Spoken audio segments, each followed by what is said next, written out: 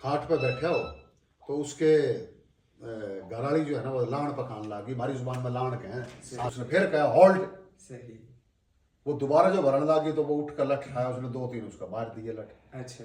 वो काका ताऊ इकट्ठे हो गए, कुंबे वाले अगर के कर दिया दाड़, क्योंकि उसकी तो लुगाई की तो चीख निकलेगी, लठ मारते हैं। फौजी आदमी था, तगड़ा था।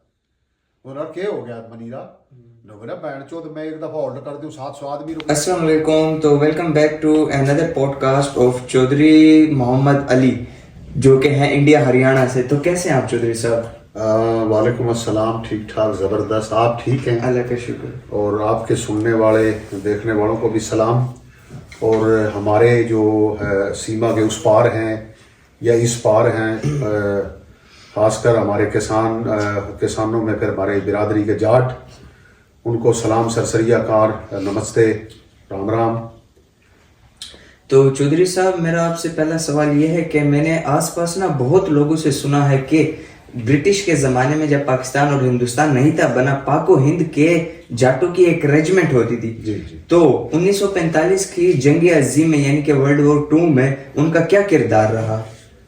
वो जाटों की जो रेजिमेंट ब्रिटिश के टाइम में थी ना जी, उसमें तो हमारा हरियाणा, पंजाब, ये पंजाब, वो पंजाब, यूपी तक का योगदान रहा है। सही।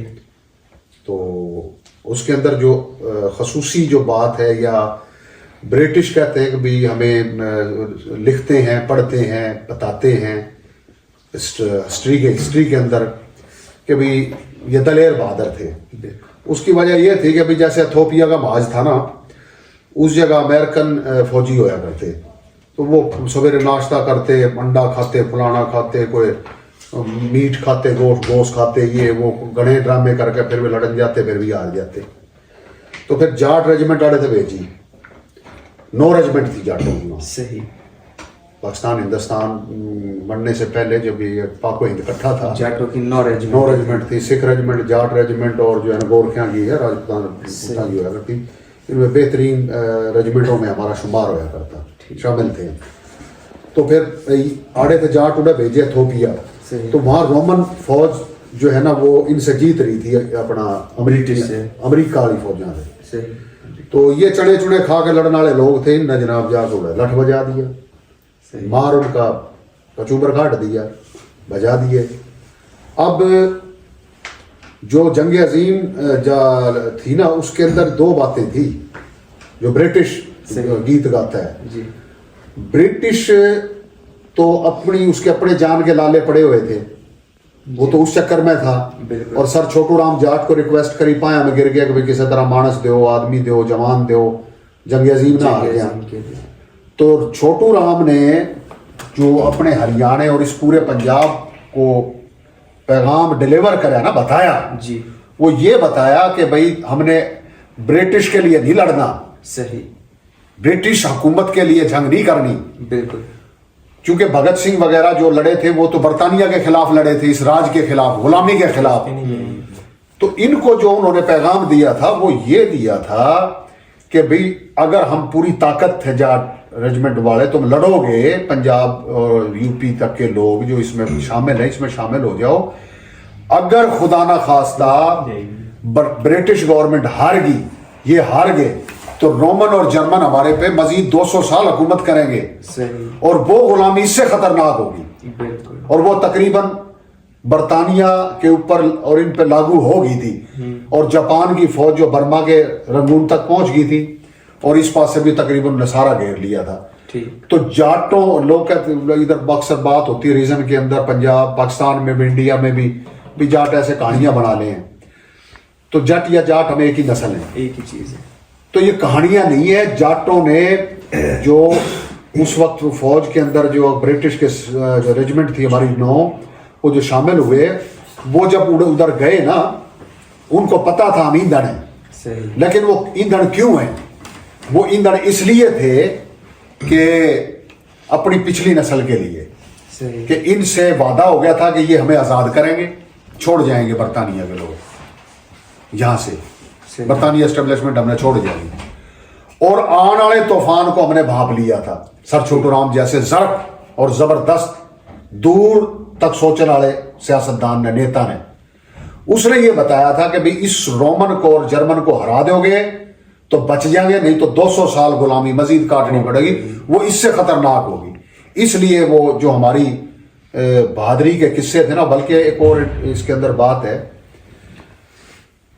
शासन और हुकूमत जो बरतानिया की थी, बिल्कुल, तो बरतानवी लैंग्वेज में या दूसरी किसी बहुत सी जुबानें हिंदुस्तान में, बहुत सारी पाकिस्तान हिंदुस्तान में, ऐसे ही जो तराने पढ़े जाते थे, नगमे गाए जाते ना, वो भारी जुबान में गाए जाते। सही, यानी कि जाटों की अपने तराने होते अपने थे। हरियाणा की जुबान में, जाटों के नहीं, हरियाणा के अंदर बहुत सारी कौम थी, 36 कौम थी। सही, वो सारे आगे उनके सबके बेटे थे जो मतलब के बहादुर कौमें थी, उसमें जा अपना ये थे, गुज्जर भी थे, राजपूत भी थे, लेकिन जाट रेजिमेंट ज्यादा थी, 9 रेजिमेंट थी।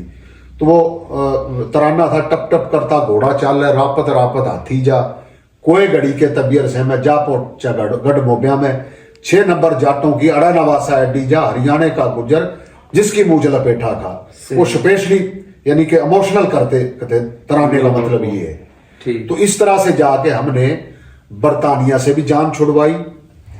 जाट बेल्ट के नौजवान नस्ल ने, सर छोटू राम जाट और बहुत से नेता लीडर थे, इधर के भी उधर के भी, उनके भाषण के मुताबिक, उनके तकरीरों के मुताबिक और आने वाले जो खतरे को भी खत्म किया, ये जाटों का योगदान था इसके अंदर।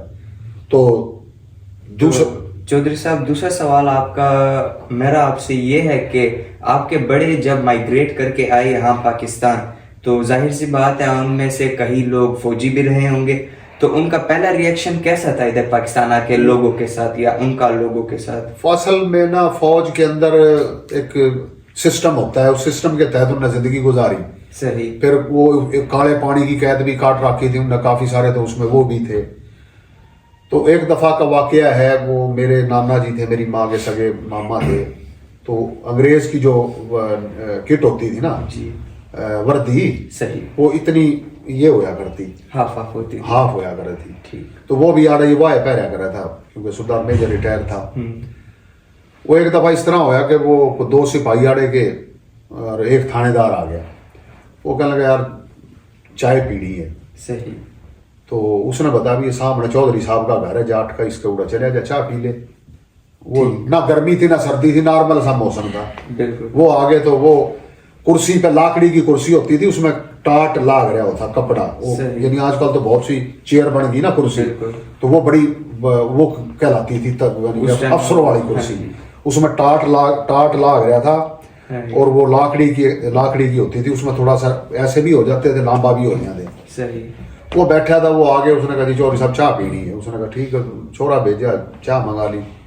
तो उस जमाने में चाय, पिरच चाय प्याली जो थी ना, वो बड़ी मशहूर थी। जाट तो जो है वो माटी के उसमें प्याले में पिया करता, दूसरे में कांसी के, पीतल के वे गिलास भी इस तरह के होया करते हमारे। लेकिन वो ब्रिटिश गवर्नमेंट की वजह से नया वार निकलया था, ट्रेंड समझ लो, या जो भी मांगना अंग्रेजी आती को नहीं इतनी।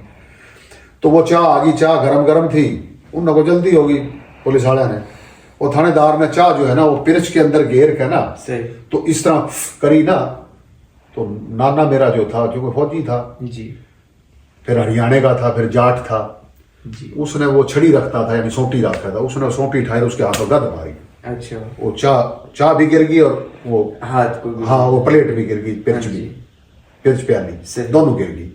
उसने कहा उठ, खड़ा हो जा, उल्लू का पट्टा, डॉग, कुत्ता, ऐसे कुत्ते पीते हैं, आपको तमीज ही नहीं आदमियों के साथ चाय पीने की। कहाँ किसने भर्ती कर लिया तुम अफसर?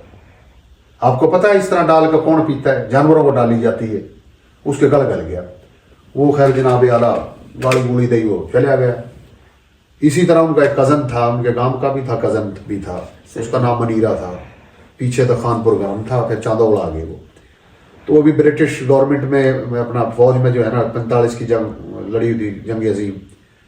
वो छुट्टी आ गया घर इंडिया, वो जो गांव था गुड्डा, सही, हमारी जुबान में लान कहे हैं, सही, अच्छा हिंदी में भोजन कहे हैं, सालन जिसको कहते हैं। हाँ, इधर पाकिस्तान में सालन कहे हैं। अच्छा। वो लान पकान लगी ना, तो डोई थे एक देसी घी की ना, डोई भरी हांडी में घेरी।